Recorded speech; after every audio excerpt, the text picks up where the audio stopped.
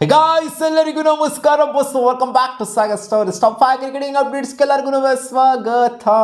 ಮೊದಲನೇ ಅಪ್ಡೇಟ್ಗೆ ಹೋಗ್ಬಿಡೋಣ, ಯಾವುದೇ ಡಿಲೇ ಇಲ್ಲದಂಗೆ. ಸುಮಾರು ಜನ ಕಾಮೆಂಟ್ ಸೆಕ್ಷನ್ ಕೇಳ್ತಾ ಇದ್ದೀರಾ, ಇವತ್ತು WPL ಆಕ್ಷನ್ ಇದೆ, ಎಲ್ಲಿ ಬ್ರಾಡ್ಕಾಸ್ಟ್ ಆಗುತ್ತೆ, ಯಾವ ಟೈಮಿಗೆ ಬ್ರಾಡ್ಕಾಸ್ಟ್ ಆಗುತ್ತೆ, ಏನು ಎತ್ತ ಎಲ್ಲ ಕೇಳ್ತಾ ಇದ್ದಾರೆ. ಇದು mega ಆಕ್ಷನು.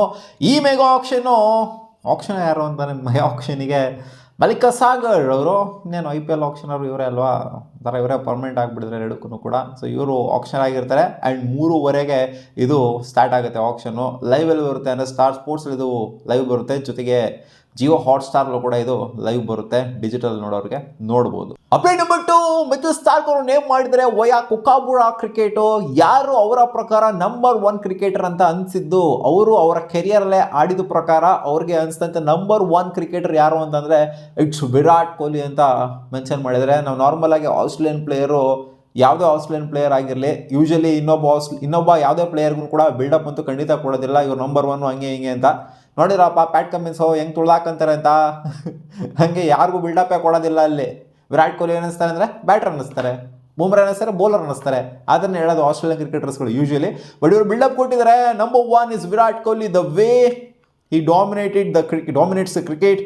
It was really cool to have that relationship with him during RCB ಅಂತ ಹೇಳಿದರೆ.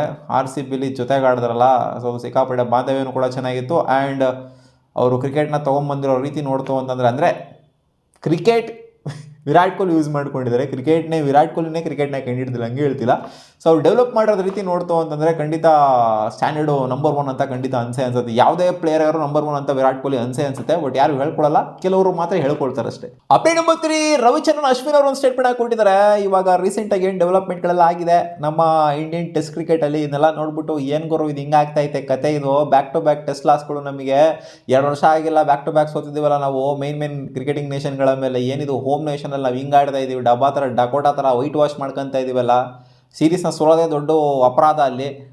ಇಲ್ಲಿ ವೈಟ್ ವಾಶ್ ಮಾಡ್ಕೊತಾರಲ್ಲ, ಏನಿದು ಕತೆ ಅಂತ ಅನ್ನಿಸ್ಬಿಟ್ಟೈತೆ ನನಗೆ. ನಾನು 2012 ನಿರ್ಧಾರ ಮಾಡಿದ್ದೆ, ಆ ಹೋಮ್ ಸೀಸನ್ ನಾವು ಸೋತಾದ್ಮೇಲೆ ಇಂಗ್ಲೆಂಡ್ ಮೇಲೆ ನಾವು ಸೋಲ್ತೀವಿ. ಇಂಗ್ಲೆಂಡ್ ಮೇಲೆ ಸೋತಾದ ನಂತರ ನಾನು ಒಂಥರ ನನ್ನ ತಲೆ ಫಿಕ್ಸ್ ಆಗೋಗ್ಬಿಟ್ಟಿದೆ, ನಾನೇನಾದ್ರು ಇರೋವಂಥ ಟೀಮು ಇನ್ನೊಂದು ಹೋಮ್ ಸೀಸನ್ ಏನಾದ್ರು ಸೋಲ್ತು ಅಂದರೆ, ಹೋಮ್ ಸೀರೀಸ್ನ ಸೋಲ್ತು ಅಂತಂದರೆ ಖಂಡಿತ ನಾನು ಅವಾಗಲೇ ರಿಟೈರ್ಮೆಂಟ್ನ ಅನೌನ್ಸ್ ಮಾಡಬೇಕು ಅಂತ ಅವರು ಅಂದ್ಕೊಂಡಿದ್ರಂತೆ. ಸೊ ಅಲ್ಲಿಂದ ಆಚೆಗೆ ನಾವು ಹೋಮ್ ಸೀರೀಸ್ನ ಸೋತಿಲ್ಲ ನಾವು.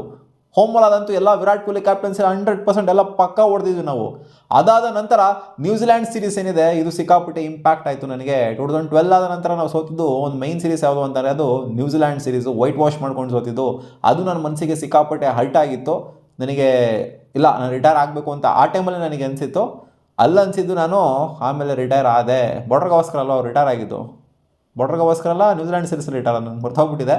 ಸೊ ಒಟ್ಟಾರೆ ನನಗೆ ಅದು ಅನಿಸಿತ್ತು, ಅದಕ್ಕೋಸ್ಕರ ರಿಟೈರ್ ಆದೆ. ನನಗೆ ಇಲ್ಲ ಅಂತಂದ್ರೆ ರಿಟೈರ್ ಆಗ್ತಾನೆ ಇರಲಿಲ್ಲ, ನಾನು ಇನ್ನೂ ಆಡ್ತಾ ಇದ್ದೆ. ಆ ನ್ಯೂಜಿಲ್ಯಾಂಡ್ ಸೀರೀಸ್ ಅವರು ಸೋಲಿಲ್ಲ ಅಂತ ಅಂದಿದ್ರೆ ಅಂತ ಹೇಳಿದ್ದಾರೆ. ಅಪ್ಡೇಟ್ ನಂಬರ್ 4, ಶುಭ್ಮನ್ ಗಿಲ್ ಒಂದು ಟ್ವೀಟ್ ಮಾಡಿದರೆ, ಸೀರೀಸ್ನ ಸೋಲ್ತಾ ಇದ್ದಂಗೆ ವೈಟ್ ವಾಶ್ ಆಗ್ತಾ ಇದ್ದಂಗೆ, calm seas don't teach you how to steer, it's the storm that forgets steady hands, we will continue to believe in each other.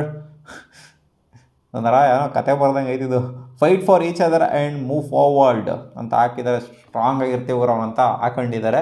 ಅಂದರೆ ಒಂಥರ ನಿಂತಿರುವಂಥ ಏನೂ ಕಲಿಸಲ್ಲ. ಅವನ ಅಜ್ಜಿ ಸ್ಟ್ರೋಮ್ ಬಂದಾಗಲೇನೋ ಗೊತ್ತಾಗಲ್ಲ. ಅಂದರೆ ಇವಾಗ ಸ್ಟ್ರೋಮ್ ಬಂದಿದೆ ಇಂಡಿಯನ್ ಕ್ರಿಕೆಟಲ್ಲಿ, ಅವನ ಅಜ್ಜಿ ಬಿರುಗಾಳಿ ಎದ್ದಿದೆ, ಅವನ ಅಜ್ಜಿ ಹಂಗೆ ಹಾಕೊಂಡು ಅಪ್ಪಳಿಸಿದೆ.